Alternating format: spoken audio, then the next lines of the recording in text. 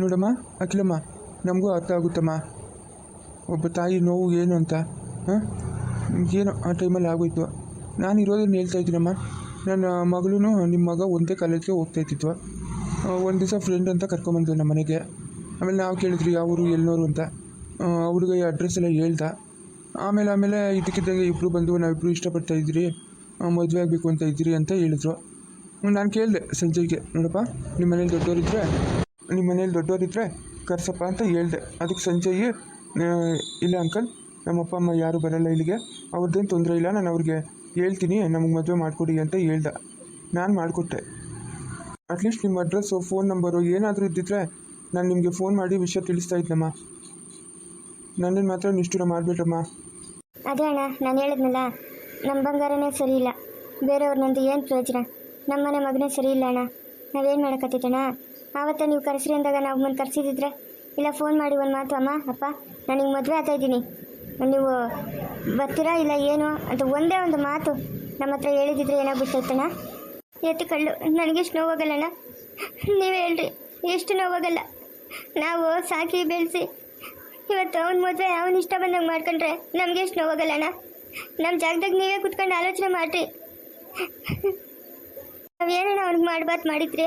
ಹಾಂ, ಕೇಳ್ದಾಗೆಲ್ಲ ದುಡ್ಡು, ಎಲ್ಲಿ ಓದಬೇಕಂದ್ರೂ ಅಲ್ಲಿ ಓದಿಸ್ತಾ ಇದ್ರಣ್ಣ. ಊಟಿನಲ್ಲಿ ಓದಬೇಕು ಅಂತ ಅಲ್ಲಿ ಓದಿಸ್ವಿ, ಅಲ್ಲಿಂದ ಬಂದವನು ಅಮ್ಮನೇ ನಾವು ಅಮೇರಿಕಾನಾಗ ಓದಬೇಕು ಅಂತ, ಅದಕ್ಕೂ ನಾವು ಅಡ್ಡಿ ಮಾಡಿಲ್ಲ. ಅಯ್ಯೋ ಎಲ್ಲ ಮಗು ಚೆನ್ನಾಗಿರ್ಲಪ್ಪ ಓದಲಿ ಅಂತ ಹೇಳ್ಬಿಟ್ಟು ನಾವು ಎಲ್ಲ ಸೌಕರ್ಯ ಮಾಡಿಕೊಟ್ರಿ.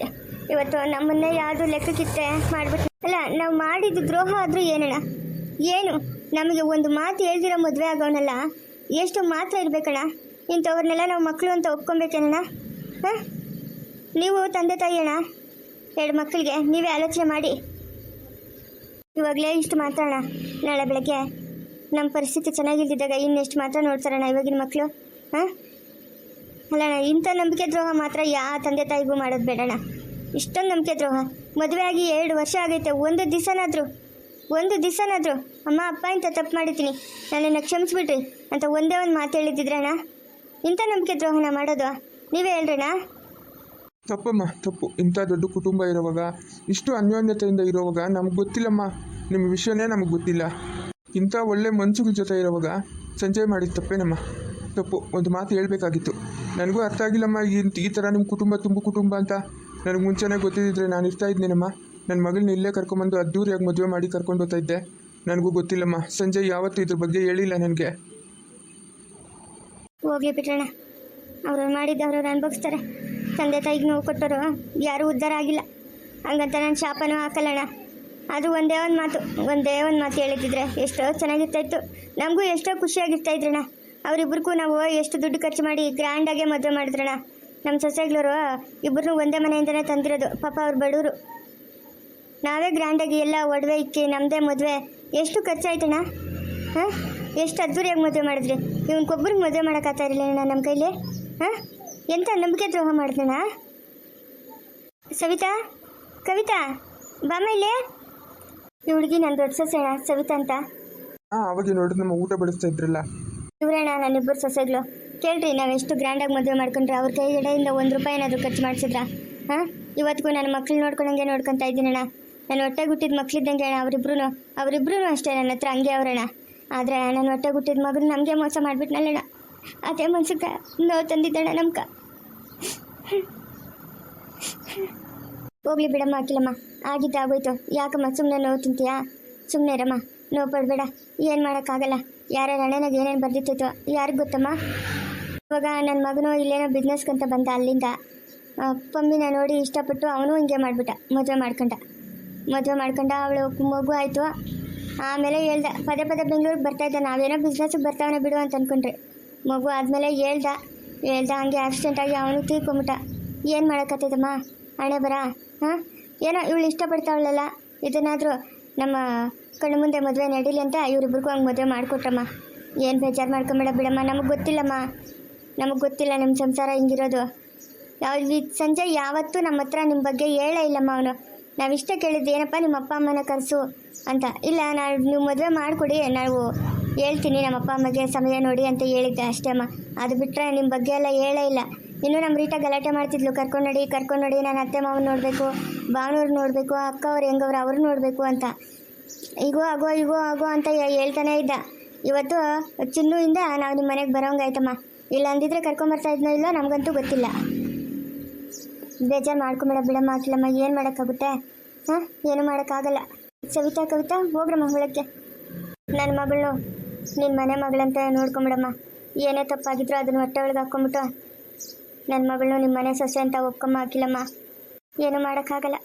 ನಮ್ಮ ಮನೆ ಸೊಸೆ ಆಗೋಗ್ಬಿಟ್ಟಾಳೆ, ಇನ್ನು ನಮ್ಮ ಮನೆ ಸೊಸೆ ಅಲ್ಲ ಅಂದರೆ ಆಗುತ್ತಾ? ನಮ್ಮ ಮನೆ ಸೊಸೆನೇ. ನೀವು ಬಂದಾಗಿಂದ ನೋಡ್ತಾ ಇದ್ದೀರಲ್ಲಣ್ಣ, ನಮ್ಮಿಬ್ಬರು ಮಕ್ಕಳು ಅಷ್ಟೇ, ಹೆಣ್ಮಕ್ಳು ಅಷ್ಟೇ. ನಾವು ಗಂಡ ಹೆಂಡತಿ ಏನು ನಿರ್ಧಾರ ತಗೊತೀರೋ ಅದೇ ನಿರ್ಧಾರಕ್ಕೆ ತಲೆ ಬಾಗ್ತಾರಣ್ಣ. ನೀವು ಬಂದಾಗಿಂದ ನೋಡ್ತಾ ಇದ್ದೀರಿ, ದೊಡ್ಡವ್ರು ಮಾತಾಡ್ತಾವ್ರೆ, ನಾವು ಹೋಗಿ ಮಾತಾಡಬೇಕಪ್ಪ ಅನ್ನೋ ಇದು ಇಲ್ಲ. ಯಾರೂ ಅಷ್ಟೇ, ನಾವು ಮಾತಾಡ್ತಾ ಇದ್ರೆ ಮಧ್ಯೆ ಬಂದು ಯಾರೂ ಮಾತಾಡಲ್ಲಣ್ಣ. ಅಷ್ಟೊಂದು ಇದ್ರಾಗ ಬೆಳೆಸಿದ್ದೀರಣ್ಣ ನಾವು ಮಕ್ಕಳನ್ನ. ನಾವು ಬಂದಾಗಿಂದ ನೋಡ್ತಾ ಇದ್ದೀರಲ್ಲ ಅಖಿಲಮ್ಮ, ನಿಮ್ಮ ಮಕ್ಕಳು ಅಷ್ಟೇ, ಮೊಮ್ಮಕ್ಕಳು ಅಷ್ಟೇ. ಎಷ್ಟು ಪ್ರೀತಿ, ವಿಶ್ವಾಸ, ದೊಡ್ಡವರು ಚಿಕ್ಕವರು ಅನ್ನೋ ಗೌರವ ತುಂಬಾ ಚೆನ್ನಾಗಿದೆಯಮ್ಮ ನಿಮ್ಮ ಕುಟುಂಬ.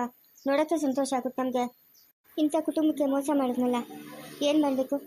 ಇಂಥವನ್ನ ಏನು ಮಾಡಬೇಕು ಅಂತ ಹೇಳಿ ಅಣ್ಣ, ನೀವೇ ಹೇಳಿ ಅತ್ತಿಗೆ. ಹಾಂ, ಏನು ಮಾಡಬೇಕು ಇಂಥವನ್ನ? ಅಲ್ಲ, ಇಷ್ಟೊಂದು ನಂಬಿಕೆ ದ್ರೋಹ ಮಾಡೋನಲ್ಲ ಇವನು. ಹಾಂ, ಇವನನ್ನೇನು ಮಾಡ್ಬೇಕು ನಾವು? ನಮ್ಮ ಸಂಸಾರದಿಂದನೇ ದೂರ ಇಡಬೇಕು ಅಂತ ನಾವು ನಿರ್ಧಾರ ಮಾಡಿದ್ದೀವಿ. ಅಮ್ಮ ಅಪ್ಪ, ಅಂಥ ಕೆಲಸ ಮಾತ್ರ ಮಾಡಬೇಡ್ರಿ, ನನ್ನ ತಪ್ಪಾಗೋಯ್ತು. ನಾವು ನಿರ್ಧಾರ ಮಾಡಿಬಿಟ್ಟಿದ್ದೀವಪ್ಪ, ನಮ್ಮ ಕುಟುಂಬದಿಂದ ನಿನ್ನ ದೂರ ಇಡಬೇಕು ಅಂತ. ನಮಗೂ ನಿನಗೂ ಯಾವುದೇ ಸಂಬಂಧ ಇಲ್ಲಪ್ಪ. ನಿನ್ನಿಷ್ಟ, ನೀನು ಎಲ್ಲಾದರೂ ಹೋಗಿ ಬದುಕೋ, ಯಾವುದೇ ಸಂಬಂಧ ಇಲ್ಲ ರೀ. ಅವನ ಪಾಲಿಗೆ ಏನು ಬರ್ತಿತ್ತು ಅದನ್ನೆಲ್ಲ ಬರೆದು ಕೊಟ್ಬಿಡ್ರಿ. ಅವನ ಪಾಲಿಗೆ ಏನು ಬರ್ತಿತ್ತು ಅದನ್ನೆಲ್ಲ ನಮಗೂ ಇವನಿಗೂ ಇನ್ಮೇಲೆ ಯಾವುದೇ ಸಂಬಂಧ ಇಲ್ಲ. ಅವನು ನನ್ನ ಮಗ ಅಲ್ಲ, ಈ ಮನೆ ಮಗ ಅಲ್ಲೇ ಅಲ್ಲ. ನಮಗೆ ಬೇಕಾಗಿಲ್ಲ ಇಂಥ ಮಗನು. ಅತ್ತೆ ಮಾವ, ನಮ್ಮಿಬ್ಬರನ್ನೂ ಕ್ಷಮಿಸ್ಬಿಟ್ರಿ, ಕೊಂದಾದರೂ ಆಗ್ಬಿಡಿ. ನಿಮ್ಮಿಂದ ದೂರ ಅಂತೂ ನಾವು ಇರೋಕ್ಕಾಗಲ್ಲ. ದಯವಿಟ್ಟು ನಿಮ್ಮ ಕಾಲ್ಗಾದ್ರೂ ಬೀಳ್ತೀರಿ. ನಮ್ಮನ್ನು ಮಾತ್ರ ನಿಮ್ಮ ಕುಟುಂಬದಿಂದ ದೂರ ಇಡಬೇಡ್ರಿ. ನಾವು ಮಾಡಿರೋ ತಪ್ಪೆ ಒಪ್ಕೊತೀವಿ, ಆದರೆ ನಿಮ್ಮಿಂದ ದೂರ ಮಾತ್ರ ಮಾಡಬೇಡಿ. ಇಲ್ಲಮ್ಮ ರೀಟಾ, ನಮಗೆ ಬೇಡಮ್ಮ, ಬೇಡ. ಇಂಥ ಮಗು ನಮಗೆ ಬೇಕಾಗೇ ಇಲ್ಲಮ್ಮ.